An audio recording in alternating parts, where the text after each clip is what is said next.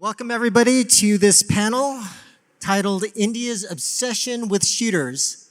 What's the fad about? And I think we already have some folks here who disagree that shooters are a fad. But for our discussion today, I was hoping we could keep this pretty lively, entertaining, and educational. So please do try to argue as much as possible.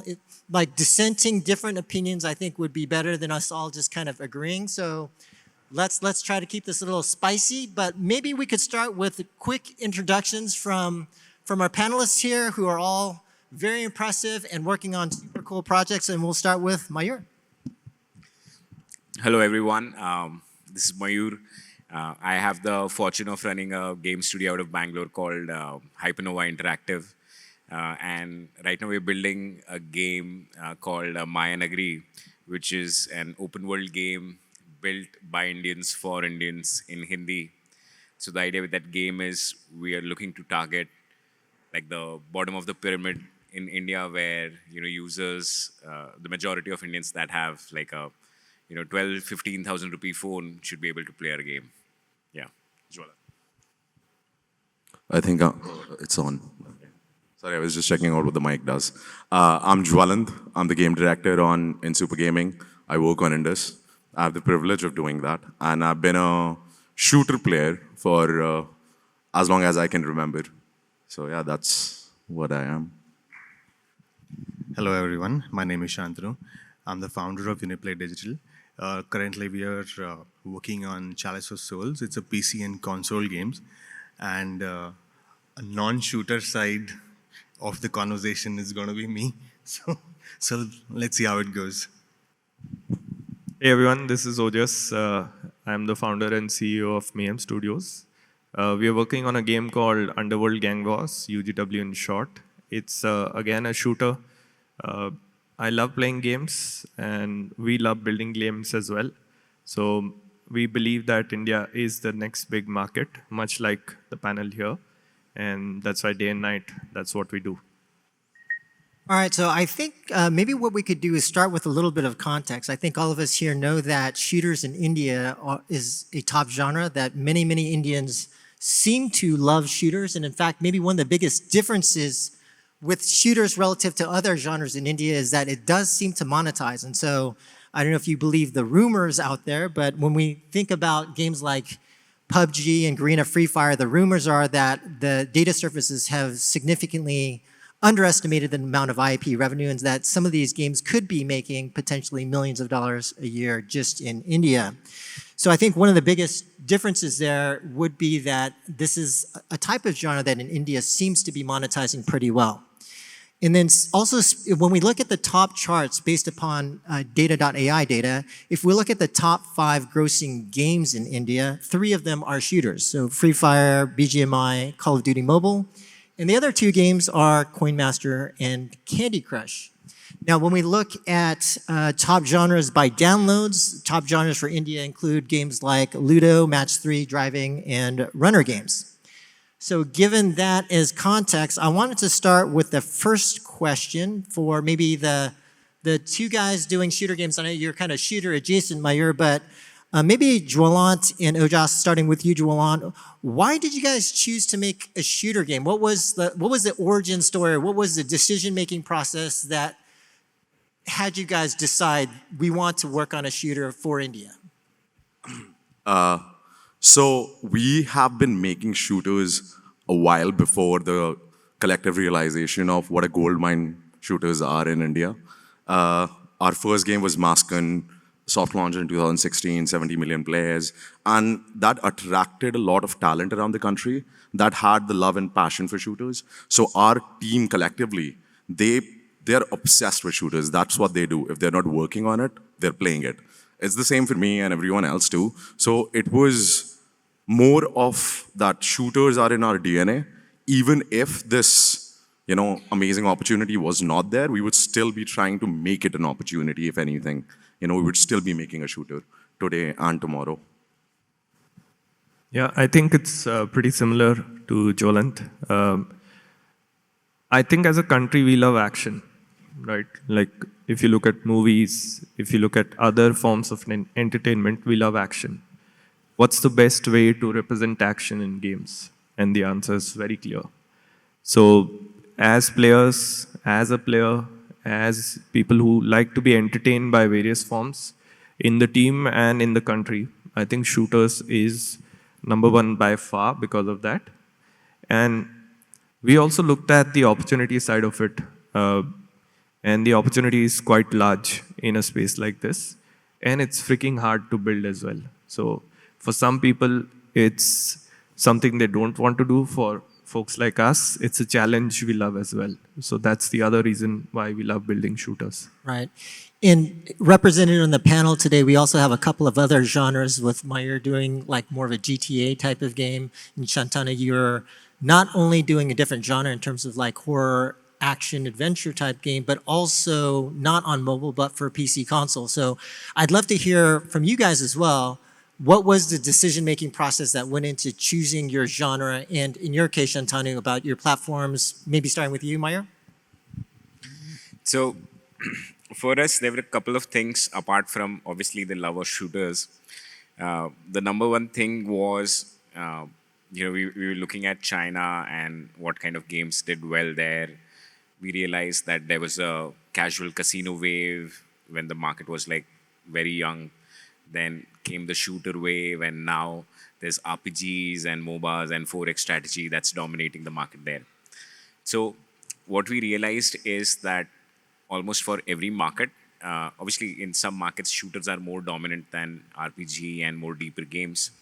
But when players are looking to move away from some casual stuff, shooters make for a great vehicle to make that happen, because shooters are from in game design, we have this term what we call what you see is what you get, WYSIWYG, meaning whatever knowledge you have in your real life, you can bring that into the game. It's a gun, you pick up a gun, you shoot a gun. It's a car, you get inside the car, you drive a car. All of the knowledge you have in your real life can be manifested in the game, and you don't need to learn hey, this is a fireball, it's going to take 2 seconds to cast, going to do this damage or whatever. You don't need to read a paragraph to be able to understand what's happening on the game. And the other thing we realized is, because it is so much what you see, what you get, it makes for great viewable content, where if I'm just watching you play a game from behind your shoulder, I can understand exactly what's going on the screen, versus say a game like say a League of Legends or a Dota, where you need like deep knowledge of a game even before you realize what's happening on the screen. So obviously there were the numbers, the trends, all of that was fantastic in terms of what we're seeing in the market. But like these two things really pushed us in the direction of choosing a game that represents reality in a virtual world. I would want to piggyback on that answer. It was an interesting thing. He said that when you look over the shoulder and it's just so easy to get. And I think nothing does that better than shooters, because it's just a gun that's pointing at someone and they die. What could be easier than that to understand? So just piggybacking on that. To make it more difficult, it's not easy to implement that as a developer too. And so anyways, for us, it was more about the script, the narrative, more than choosing to do a shooter or a non-shooter. We wanted to go with something that would go across all like transmedia. So we basically had to go with the script, and then to make things fun, add those mechanics and elements that would add value and be like a top up on top of. It's not like we don't have shooting. We do have shooting. In fact, there are a couple of IPs that we are making after this that's in development, early development, that are actually shooter. So it's not that we don't do shooter. We all love shooting games. It's just what the story is all about, the script, and what a target is. So that's what we are doing right now. And maybe Shantanu, in your case as well, you are targeting, when we look at India, we see a heavily mobile-centric market here. And I'm not quite sure how big the market is for PC console, but in your case, you have decided on that aspect. So to some degree, and just even speaking to you, Jualan, it kind of sounds like maybe the reasons why you guys have chosen specific genres is because there's an affinity or you guys kind of like the product rather than in some companies starting from more of a market driven. We think the market size of this genre is so big or whatever. But Shantanu, I was hoping you could speak about how have you thought about, the size of the market, and then in your case, when you chose console or PC, did you not worry so much about the potential size of that market here in India? Yeah, so for us, I mean, the story that we are working on right now, the particular project, the content is Indian. It's horror, and so the challenge obviously is catering to the Indian player purchasing a PC or console game because it is not so accessible, not very easy to get a hang of a computer or a console in especially place like Bombay. I mean, it's just small place, but our target audience is not only Indian; it's global. We're trying to give you an example. We are trying to be somewhere close to indie as I mean Hellblade. Just trying something there. So far, the product that we are working on, we wanted to showcase. We are early in development. Wanted to showcase here and see what are they liking or not. So obviously, we've got some good response, and that has given us confidence that yeah, there is some sort of a market here, and maybe during later in production we will see, like of post GDC, we're going to figure out the how do we go about and adding more elements that would engage a little more with the Indian audience. And as far as the second part of that question, for you guys, can I confirm, like, have any of you guys really started more from like the market sizing aspect to create the decision about going for the genre that you did, or was it really just more about the art and kind of what you guys enjoy? So I think gaming has always had phenomena that no one expected. Analysts have worked and toiled over years to figure out the perfect algorithms to extrapolate and project, oh, this could be a possibility, this could be a possibility. But a good product speaks for itself, a good game speaks for itself, and something that connects to the player does not need to conform to all the standards that have been set. And like when Among Us came, it just took people by storm. When PUBG came, no one was expecting that, oh, it's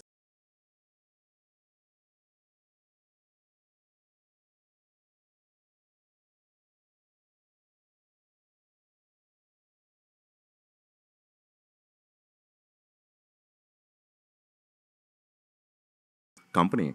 So I think that striving for that perfection, or not even perfection, I'm so sorry for using that word. I think associating that word with video games is just not right. But regardless, striving for telling the most authentic experience that you can and just hoping that the players will resonate with it, I think that's good enough if you do your best. Rajas, what about you? You guys came out of MPL with a bunch of number crunchers at that company. Did that not have an impact on the genre? Yeah, it's a mix for us, I would say. Most of the decisions are heart and mind. There's no one side. It's not like mind takes over or heart takes over. Otherwise, you won't go on for this journey. It's a tough journey. It takes a long while. Shooters are not easy to build. So you can't just take one side and say, well, this is what's making the most money and expect results. So it's a mix. Okay. So let me now ask a maybe difficult question, and hopefully we have some controversy here on this question. But I wanted to try to kind of dig into, why do you guys think that shooters are so popular here in India? And what we see globally when we look at different geos like China versus Japan versus Korea versus the US, the genres that are most popular in each of those countries tends to be very different, right? So China, number one is MOBA. Japan, it's always RPG. US, it's always shooter. So different countries have different genres that tend to perform better than others. And for India in particular, and I'll start with my own hypothesis and theory on why I believe Indians love shooters so much, but then I'd love to get your thoughts and your feedback as well. So My personal theory and hypothesis is that games actually represent a manifestation of a latent, primal human desire. So hopefully that's not too confusing, but what I mean by that is I think that human beings just have certain innate desires, and if they can manifest those desires in a game, then that's what will cause them to play a game. And so those things could be, for example, let's say you're a soccer mom in the US and you don't see a lot of progress in your life, but you play Candy Crush Saga, and now you see these rewards and blinking lights, and you went from level 300 to 400, and you're seeing progress in your life. I think there are kind of innate human desires. And I think that the thing that has popularized shooters, and I don't think it's just shooters, but I also think it's battle royale. And this is also true in the US because in the US, people like to be acknowledged and like to think that they're special. But when you win a battle royale, you can say, I beat 99 other people. I'm awesome. I'm great. And so to some degree, you know, and in the US, you've got these young guys who dreamed of becoming something great in life, but now you're, I don't know, 35 years old, working retail and not super happy with where you wound up. But in this game, you're Locktar 65 and 30,000 people know who you are. Then you want to play this game because I'm famous, I'm great, I'm awesome in this game. That's my hypothesis. So I think that India is similar to the US. People want to be acknowledged for great achievements and things like that. But what do you guys think? Mayur, why do Indians love shooters? So I think first we absolutely love violence. We are a warrior country. I think some of the most ancient martial arts have come from India. We are a very martial society that way. Even though as a culture we've generally not had like a first strike kind of policy. But I think even if you read some of like old Indian literature, scriptures, mythology, it's all action, right? Like that's what we've been born, bred, and brought upon for the last 3,000 years. It's I think been inbred into us as a society that we absolutely love action and violence, and we are a warrior society. But I think specifically in shooters, and that goes to the visceral release that you can't actually go out and fight with swords in today's world, right? Like so where do you get that visceral release? So shooters definitely help there with that. But I think the point I was mentioning earlier as to where we are in a mid phase of the market where players are just by getting their teeth into games that have slightly meatier content and slightly deeper experiences, but most of them still don't want to read a paragraph. They want to pick up a gun and just get into it. Or basically, shooters are so accessible in terms of just getting into the game, understanding the game, and within like half an hour you will be like a great player at a shooter. If you already have some experience, because shooters are generally very easy to get into, very difficult to master at a high level. But for some of the other genres you mentioned, whether it be RPGs, whether it be MOBAs, for a game like a MOBA or something like a Dota, you need 100 hours to just understand the game, right? Like to even understand, okay, Minimum. yeah, what's exactly happening on the screen. You need like about 100 hours in that game. So I think that's the other part where right now the audience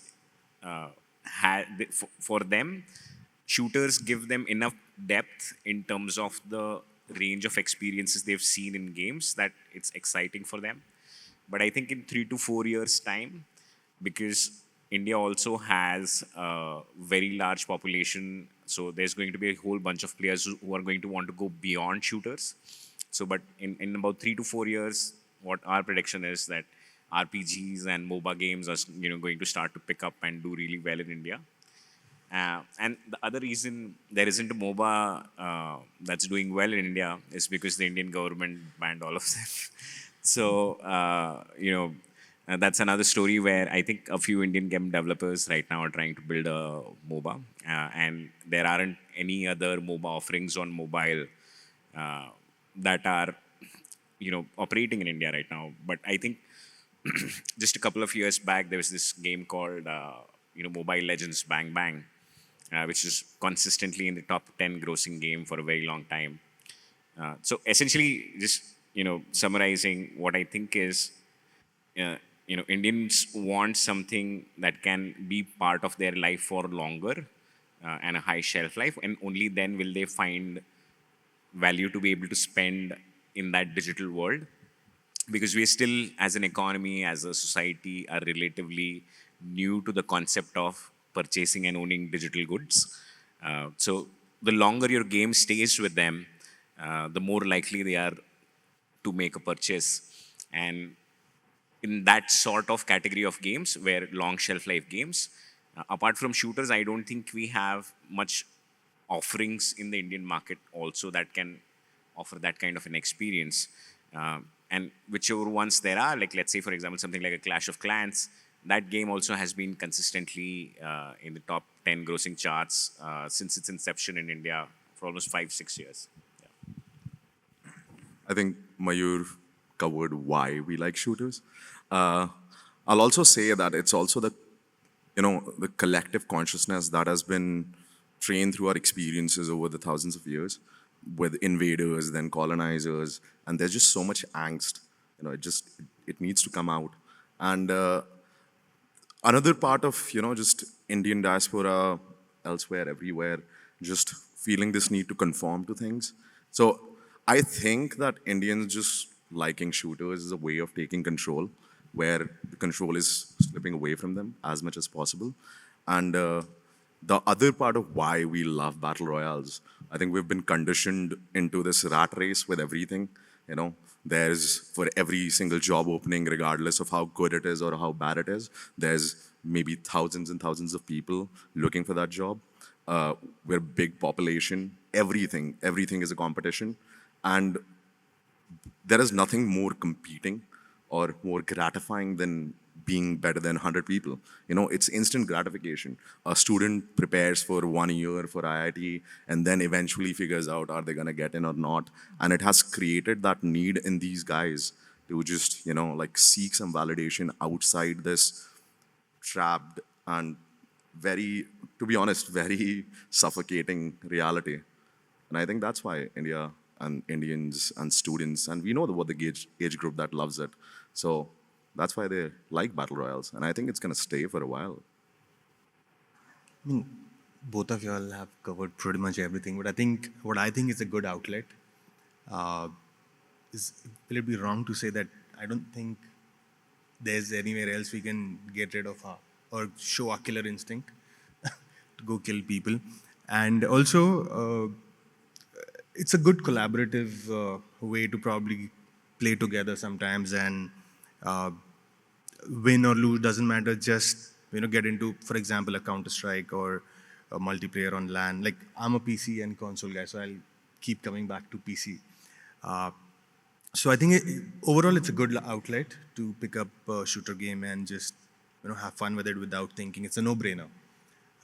Go kill some people, zombies, doesn't matter so far as you're shooting. So it's a good outlet overall.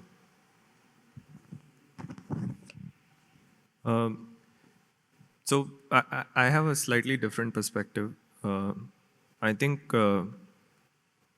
what a shooter game offers, especially like a battle royale game, is democracy, is normalization.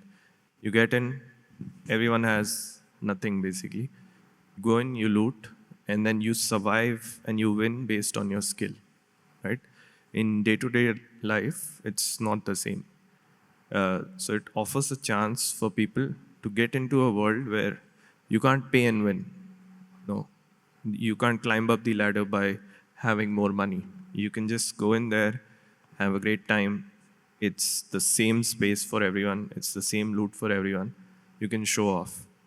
The other perspective also is, what this does is, my cousin who lives in the tier 4 city and me and somebody who lives in, let's say, outside India are all on the same level, same server, same team, right? So it also builds connections or rebuilds connections with family, friends, maybe new people, which are also interesting and add to that social element.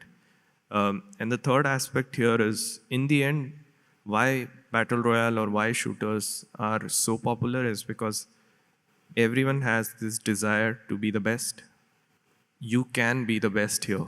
It looks so close. Like you're like, if only I go and if only I can get this thing and this skill and this grenade, I can win, right? So I think that also adds to your ability to show off to other folks, feel good about yourself as well, feel like you can do something in life. It adds a lot of positive energy as well to people. And last but not least on this, I think the story, the IP is also very important.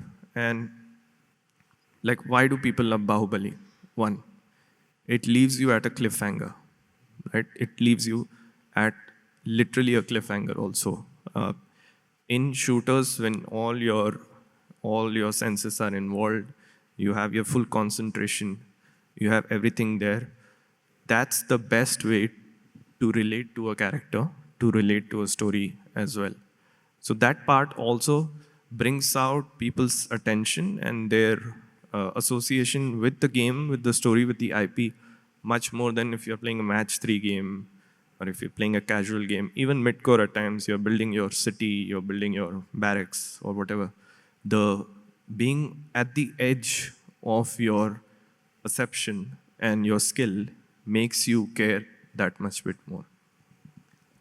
Great. Thanks for those responses. I Shantanu, want did to you have add a something? couple of things. Yeah, What please. has actually made it more interesting is the mobile phone bandwidth or internet speed that has made it so convenient for people to even chat while they are playing.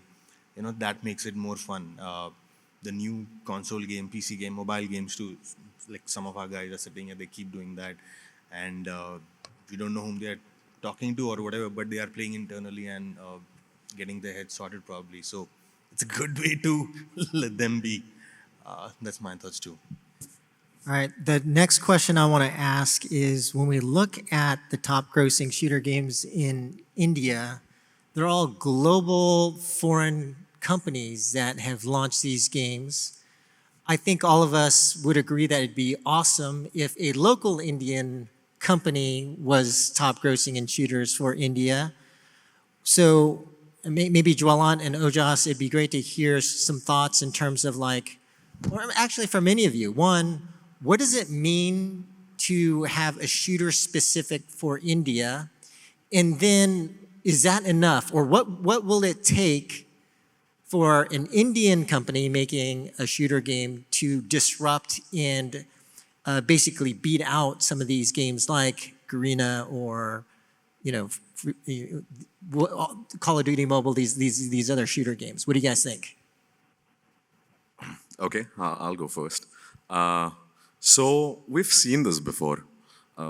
Before China became self-sufficient, it was outside developers and everyone just dominating the market. And no one better than, local developers and people understand what the audience wants. For example, that I think the main perception around the world and at large is that internet is really cheap in India. While that may be true, the network bandwidth is very constipated, excuse my word. And what that means is that you have to write a specific netcode that is aware and that accommodates ping fluctuations, higher pings. Like for example, a lot of games kick out people above 200 ms. And we realized that this was like one of our primary factors driving our development. And we're like, okay, we're gonna push it as far as possible, which is 300. And 300 is like unfathomable for people to be like, oh, can we play a game at that? But we're like, okay, we understand the reality, we understand the need. And people in villages, because people do play shooters and battle royales there a lot, they will never have consistent internet. Eventually that will grow. Eventually it will get better. But for now, these are the things that they accept because there are no other options. And beyond that, like, of course, everyone wants their own representation. Of course, everyone wants to see themselves in the things that are more popular and consumed around the world. And no one ever from outside will be able to understand the nuance that the Indian culture has. And let me also preface this by saying, just because you're making a game in India and you're Indian, they're not, that is not the only reason that people are going to play it. It's maybe they'll give it a try, maybe they will look at it once, but for them to stay, for them to continue to play and put their money, there needs to be a lot more than that. Like, so one of our primary statement was the accessibility of Free Fire when it comes to device and low-end things, with the complexity of PUBG and COD. Because Free Fire's gameplay is pretty minimal. Like, we've talked to people, we've been doing many playtests, we've been going around the country talking to players as much as possible. And the people who play Free Fire, they're like, we don't have any other choice. This is what my phone runs, but I love shooters. I'm like, okay, this is a very clear market opportunity. And none of the big players are, I mean, they're aware of it. They're like, oh, we're going to have to fight amongst ourselves. But that's where our edge comes in, that we understand the nuance, what the player wants. We're right here, we're talking to them. They're talking to them through multiple chains of command, and just like the message just gets muddled. I don't know what's even reaching there, but we are hearing them and we know what they need and what they want. And that's what we're going to do.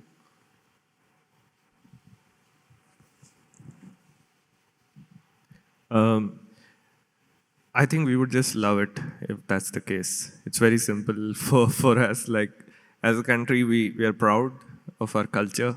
We are proud of our heritage. We are proud people in general. So we would just love to see our team win the World Cup, to see us, at the top of the charts, to be the hero in the biggest grossing movie ever. So we just would love to feel proud about what we can achieve. And I think we have the capability, we have the skills. So why not?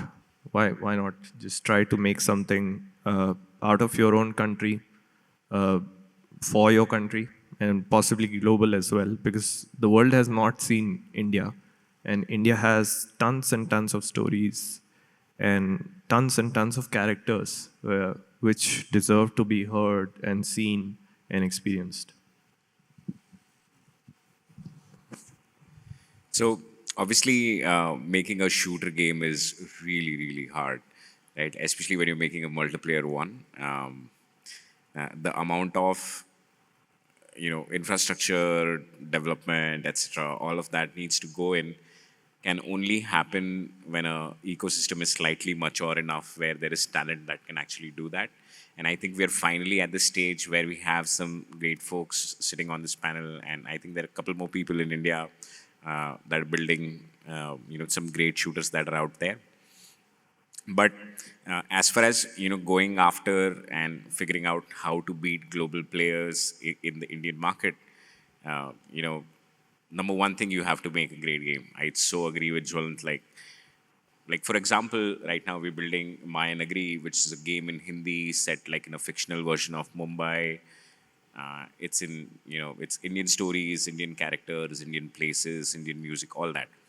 But our core philosophy, even right now, we have this golden rule we follow. Come for the story, stay for the sandbox or gameplay. Essentially, you come for the story and you stay for the gameplay. Right? Even if you have an Indian offering, it's going to only get the customer through the door.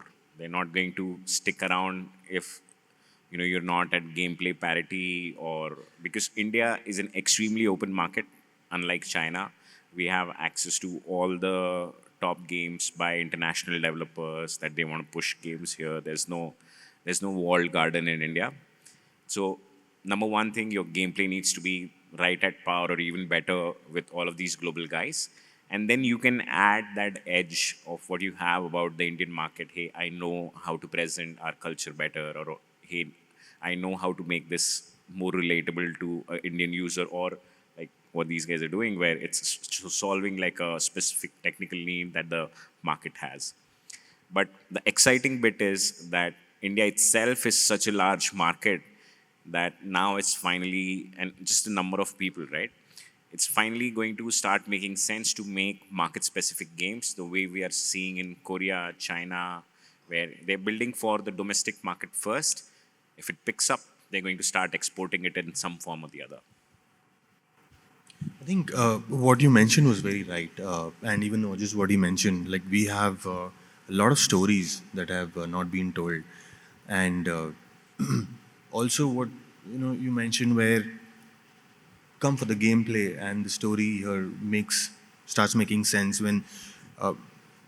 To give an example, the game also that we are making right now is based out of a hill station, Panchgani, and the narrative is based around the local area there, the stories that have not been told. We're trying to bring that out. The culture, the heritage, some of the mechanics is something that we're adding on top to make the game more fun, more relatable to the global audience. But the primary is again telling a story from a particular local region that have not been said before. So I think, all these points probably would add some value somewhere. Just to address something, we're not trying to only solve a specific technical problem. That's just a bonus. I know. See the inside. Yeah. What I wanted to say there is, like, right alongside you guys, that we recognize that some stories definitely need to be told, and which is why we spent a long time working on the world building of our game, focusing on the story, developing characters, narratives, everything, and so I resonate with that. So shooter or not, whatever game it is, those things are important, and they'll be continue to be done because that's what game developers themselves are very passionate about. Even shooting games have stories and narrative. It's not that they don't have. It's just that, you see more shooting, and there are different ways of telling the story in between the shooting, like cinematic cutscenes. Wolf Among Us was great. The way of motion comic thing. So there's nothing much to say. There's story everywhere, even if there is shooting. Right. So I'd like to open it up for Q&A, but before that, maybe one last comment. I know there's been some comments made around the challenge in building a shooter. I feel it very strongly. Like we've been extremely challenged with the shooter that we've been trying to make. But maybe Jualan and Ojas, can you talk to the audience about this challenge? What is it about a shooter that makes it so difficult to build? What is this challenge that you have to face so that you can compete against these global giants like the Tencent, Timmy's, NetEase's, Activision, Blizzard's, those companies? Manyfold. First and foremost, I think talent-wise, we need more people, more skilled people who would love to do gaming, who would love to build games, who are players themselves, who love playing, and also, let's say, our artists or our engineers or our game designers. So as that workforce and people who are excited about this industry increases, the talent that is needed to build such games will go up. So that's currently a big challenge. Second is, I think these games take a lot of time. Like unlike other genres, casual, hyper-casual, even mid-core to some extent, making a shooter, you can get to like 60% mark pretty soon with the prototype. But that 60 to 80 can take you years. 80 to 100 can take you a few years as well. So time that translates to money, that translates to patience, that translates to motivation, that translates to camaraderie.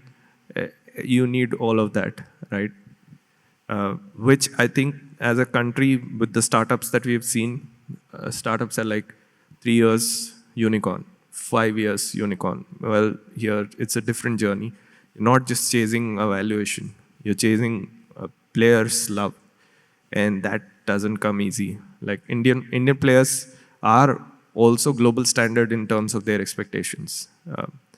And the third thing I would say is like, in terms of what kind of innovations we do, like we are still at a place where we have to figure out how to make multiplayer with like 50, 100 players happen across India in poor networks, on bad devices, on like maybe patchy incoming calls from your mother in the interim, right? So like those challenges force us to basically fix the basics first rather than thinking of innovation, which is what from the outside, if I was a player as well, I would look at what's the new innovative thing in this game. So, but the core gameplay is what matters the most, because that's what the experience is about, right? So those kind of things, but I mean, this is a long topic, so I'll just stop and pause there. So let me comment on the first thing he said about the absence of enough talent and need for more. Shout out to my team. I think they're the best. They're doing a phenomenal job. I think we've done pretty good for ourselves to finding the right people, because there were some very obscure people. No one knew about them. They didn't know themselves. You know, when we talked to them, like, do you know how amazing you are? And then we got them, we gave them resources, we gave them freedom, and they are just killing it. So now, returning back to the question, I think shooters seem really simple on the surface. Like when someone who doesn't know what it takes to make them just looks at it, oh, you press a button, someone dies. You know, that's it. What do? You press a button, maybe a raycast, and reduce health. But there are so many layers to it. Like it took us almost a year to get the gunplay to where we wanted it to be. And then there's networking, which is constantly evolving. We're already working on it. Then there is optimization. You cannot ignore that mobile is where the future is. Eventually, yeah, 5, 6 years or 10 years down the line, it's all gonna get blurred. There's not gonna be mobile or PC or anything anymore. And I'm really looking forward to that time. But until then, like mobile is a reality. So optimization is another massive problem. Like these are the things that people take for granted. Like people who don't understand what it takes to do this, they're like, oh, it's just, why is this not running at 60 FPS? Like, it's a massive, our map is 12.5 square kilometers, and we're trying to pack a lot more density than what PUBG offers or Free Fire offers. Maybe it's not right for me to sit here and say this, but I don't think their worlds are very interesting. It's bland, it's empty, there's the same building, just put everywhere millions of times. So that was one thing that we were very like specific about, like, no, we're gonna create an incredible world, and that's why the whole thing of Indo-futurism came through. Like on mobile, you have such limited memory, such limited processing power. So there's only so much you can do with the meshes that you use. And so I'm just trying to highlight that there are so many layers and so many layers. Like if I sit here and talk about it, it's gonna take the entire day. So shooters are hard. Please, like if you hear someone like I'm making a shooter, like give them a benefit of the doubt and tell them like maybe you know what you're doing. All right, and with that, I think we have time for a few questions. If we run out of time, please let me know. I'm looking for a controversial and difficult question. Who's got something please. very difficult, very controversial? Okay. So speaking of controversies, my question is for Indus Battle Royale. So Indus Battle Royale it looks like it draws from Indian culture and mythology. Have you thought about the dangers of falling prey to cancel culture and offense culture? And how does one navigate being creative in such a tense environment we have over here in India? So hope that's controversial. Thank you for asking that question. We had a talk yesterday called Indo-futurism, Creating a Culturally Rich World for a Shooter. We addressed that, like it was one of our fundamental pillars when we were working on it, that cultural sensitivity is unavoidable. You have to give it weight. Indians are a bunch of passionate, sentimental people. They get loud about everything. And it's a good thing. Like we recognize that. We're also one of those. So yes, we're drawing from mythology, yes, we're drawing from culture, but we're taking it to a place where it's, it's treated in a more optimistic light. That is the whole, like, we constantly keep saying it, that Indo-futurism is a movement that we're embark on just perpetuating everywhere, that we want to imagine India in a more optimistic light, in a light where it, breaks away the stereotypes and shackles of, oh, poverty, oh, slumdog millionaire, oh, crime, all of those things. And so I think that we've been getting our players to play for a couple of months, almost more than a year. And sometimes these questions come up, oh, this thing looks like that thing I know. I mean, obviously I'm not gonna name what that is. But when we talk to them, when we iterate on it, and we find the right balance, and I think we have gotten there, where they know that, oh, these guys are not actually insulting anything. What they're trying to do is showcase the rich and vibrant culture and art that we have to the world and to ourselves too. We've started to forget, like, India is a land of craftsmen, artists, not just intellectuals, Okay, I think we did run out of time. Apologies. I know there's some more questions here, but I'd say you guys should just mob these guys when they leave, and I'm sure they would be happy to answer whatever questions you have. Thank you very much. Thank you, panelists. Thank you. And we'll catch you later.